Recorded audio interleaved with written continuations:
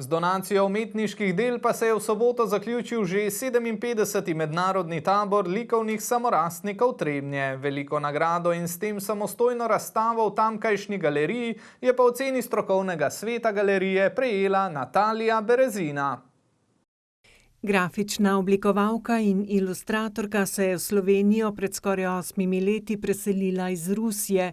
Na taboru je sodelovala tretjič. To je priznanje mojega slikanja, moje zgodbe, da so mojo zgodbo uslišali, uvideli in zame je to velika čast, da sem prvič sem povabljena na ta tabor in drugič sem počaščena z to nagrado. V nagrajeni kompoziciji slikarski pristop dopolnjujejo drobne likovne intervencije, ki imajo risarski značaj. Žirijo je prepričala obvladovanje njene tehnike in tudi ozadje zgodbe, ki botruje končnemu izdelku. Izgleda mogoče malo pravlično, pa v resnici to je resnična zgodba, neki strahove pred novim življenjem.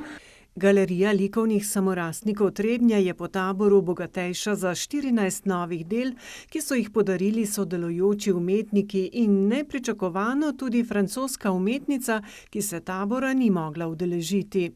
Tabor je vedno zelo živahen, predvsem to živahnost daje pestrost izbranih udeležencev. Ponavadi je nekje polovica takih, ki so že sodelovali in veliko je tudi novincev.